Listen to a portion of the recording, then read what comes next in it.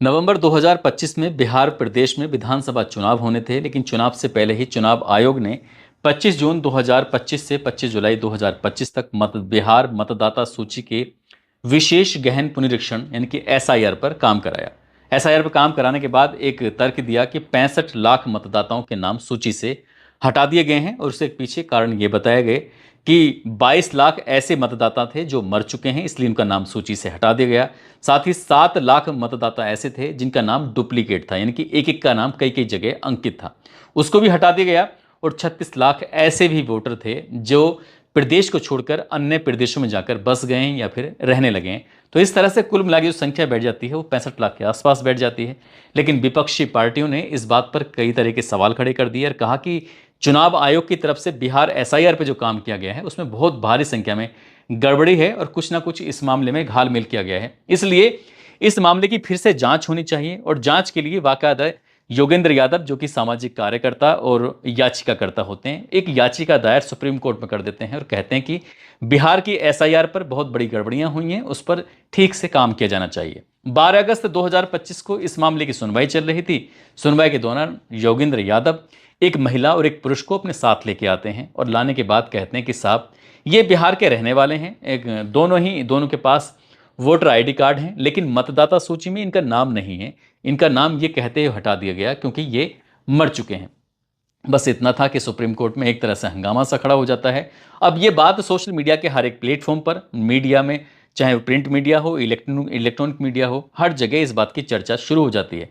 योगेंद्र यादव की एक तरह से तारीफ भी की जाती है कि उन्होंने बहुत ही सटीक जानकारी दी है और इससे ज़्यादा जानकारी ये थी कि आधे पौन घंटे तक वो एक एक बिंदु बार वो बोल रहे थे और इस बात पर कहीं ना कहीं ये माना गया कि हाँ बिहार एसआईआर पे कुछ ना कुछ जरूर हुआ है गड़बड़ी, इस पर जांच होनी चाहिए। इस एक तरफ तो ये मामला चल रहा था, दूसरी तरफ जो विपक्ष के नेता राहुल गांधी होते हैं, राहुल गांधी ने 3 मिनट और लगभग 45 सेकंड का एक वीडियो अपने सोशल मीडिया पर अपलोड करते हैं, ये कहते हुए कि मैं मरे हुए लोगों के साथ चाय पी रहा हूं। दरअसल उनसे बातचीत करते हुए उनसे पूछा जाता है, वोटर आईडी कार्ड तो उनके पास होता है लेकिन मतदाता सूची में उनका नाम नहीं होता, और मतदाता सूची में जब नाम नहीं होता है तो उन्हें मृत घोषित कर दिया जाता है। ऐसे में राहुल गांधी ये कहते हैं कि भाई मरे हुए लोग हैं, यानी कि मृत मुर्दा लोगों के साथ चाय पी रहे हैं। इस बात पर भी सोशल मीडिया के अलग अलग प्लेटफॉर्म पर, इलेक्ट्रॉनिक मीडिया, प्रिंट मीडिया, हर जगह ये भी खबर बहुत तेजी के साथ चलने लगती है। साथ ही एक खबर और थी, हालांकि खबर वो पुरानी थी लेकिन उसे नए रूप में पेश कर दिया गया कि एक आदमी ऐसा है जिसके 48 बेटे हैं। बस ये था, और उसका बाकायदा मतदाता सूची में नाम भी दिखाया जाता है, उनके बच्चों के भी नाम दिखाए जाते हैं।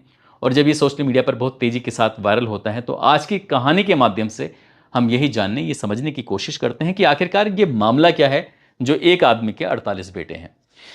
आदाब, नमस्कार, सत श्री अकाल। मैं उस्मान सैफी। आज की जो सच्ची घटना मैं आपको सुनाने जा रहा हूँ, ये सच्ची घटना है उत्तर प्रदेश के बनारस की। दरअसल बनारस की एक सूची बहुत तेजी के साथ सोशल मीडिया के अलग अलग प्लेटफॉर्म पर, चाहे वो फेसबुक हो, एक्स हो, यूट्यूब हो, हर जगह इस पर चर्चा होनी शुरू हो जाती है। और ये कहा जाने लगता है कि एक आदमी जिसके 48 बच्चे हैं, एक जो उसका सबसे छोटा वाला बेटा है उसकी उम्र 28 साल है और सबसे बड़े वाले बेटे की उम्र उसकी 72 साल के आसपास है। एक ही साथ 13 बेटों का जन्म होता है, किसी का 3-4 बेटों का एक साथ जन्म हो जाता है। इस तरह के अलग अलग दलील दी जाती हैं और ये भी कहा जाता है कि शादी नहीं की है, वो अविवाहित है। अब जो सूची होती है, दरअसल वो सूची होती है नगर निगम निर्वाचन नामावली 2023 अंतिम प्रकाशन सूची, जो कि जिला वाराणसी की होती है। मतदान केंद्र दिखाया गया है 206 कन्या प्राइमरी एवं पूर्व माध्यमिक कन्या विद्यालय शकुल धारा। अब इसके बाद आगे ये जो मोहल्ला लगता है, इसमें मोहल्ला है 24 कश्मीरी गेट और ये भाग संख्या है 725। ये जो वार्ड है वो वार्ड है 51 और भेलपुर। दरअसल जब ये सूची लगातार वायरल हो रही थी तो इस सूची में खासकर ये दिखाने की कोशिश की गई है और इस सूची के माध्यम से ये बताने की कोशिश की गई है कि 235 नंबर पर एक राघवेंद्र नाम का मतदाता है, जो निर्वाचक का नाम है, और उसके मकान नंबर भी दिखाया गया है B24/19। नाम राघवेंद्र है, उसके पिता का नाम है राम कमल दास। आगे और चलते हैं तो आगे चलने के बाद विजय प्रियांशी हैं जिनके पिता का नाम राम कमल दास है। और ऐसे पुरुषोत्तम दास हो या दीन दयाल हो, दामोदर हो, योगेश हो, सुरेंद्र हो, राम भरत हो, रविंद्र भारद्वाज हो, महेश हो, इसी तरह से जो अलग अलग नाम थे लेकिन पिता का नाम एक ही है, राम कमल दास।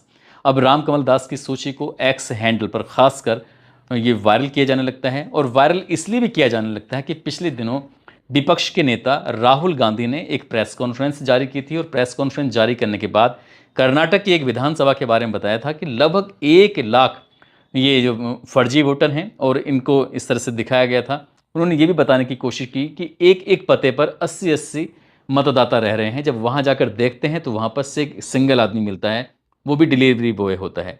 इस तरह के एग्जाम्पल दिए जाते हैं। फिर बिहार की अलग अलग सूचियाँ जो होती हैं, एसआईआर जो किया गया था उसकी भी सूचियाँ वायरल होनी शुरू हो जाती हैं।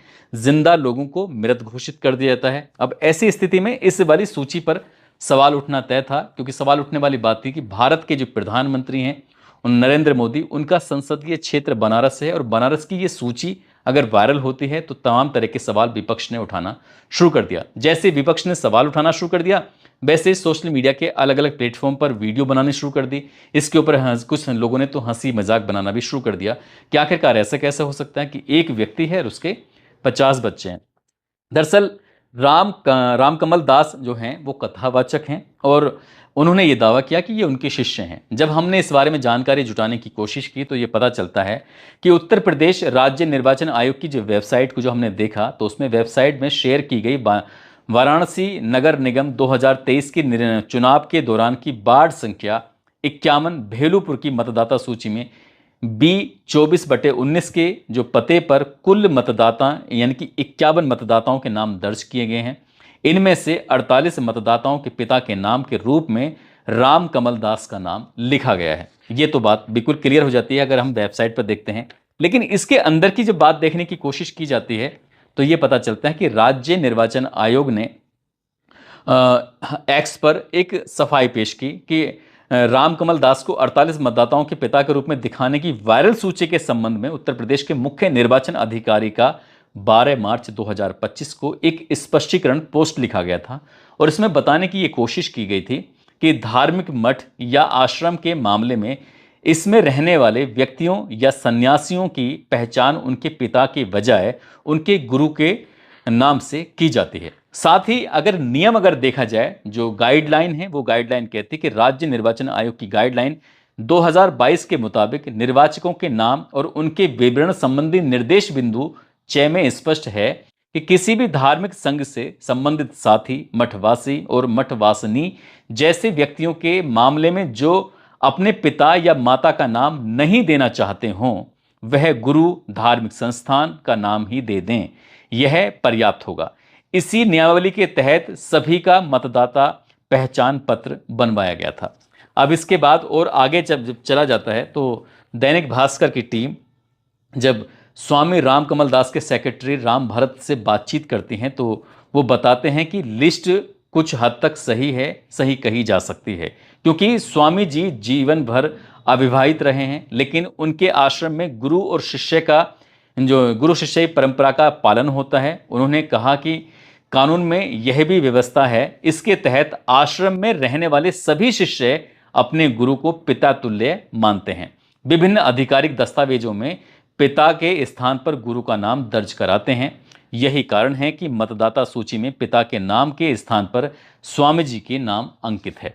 अब आगे जब लगातार सोशल मीडिया पर वीडियो बनने लगती हैं, तमाम तरह के सवाल उठाए जाने लगते हैं, कथावाचक को लेकर तमाम तरह की भ्रांतियां फैलाई जाने लगती हैं, कई तरह की बातें की जाने लगती हैं कि आखिरकार ऐसा कैसे हो सकता है कि जब भी कभी किसी मतदाता का नाम जुड़ता है तो उसके लिए कुछ दस्तावेज दिए जाते हैं, और दस्तावेज कुछ ना कुछ तो दिए गए होंगे, तो आखिरकार एक व्यक्ति के इतने सारे बच्चे कैसे हो सकते हैं, क्या दिखाने की कोशिश की गई है? क्योंकि इससे पहले शायद ये मामला कभी संज्ञान में नहीं आया था, तो कुछ लोगों के लिए ये बड़ी बात थी, नई बात थी, और नई बात थी तो नए तरह के सवाल थे।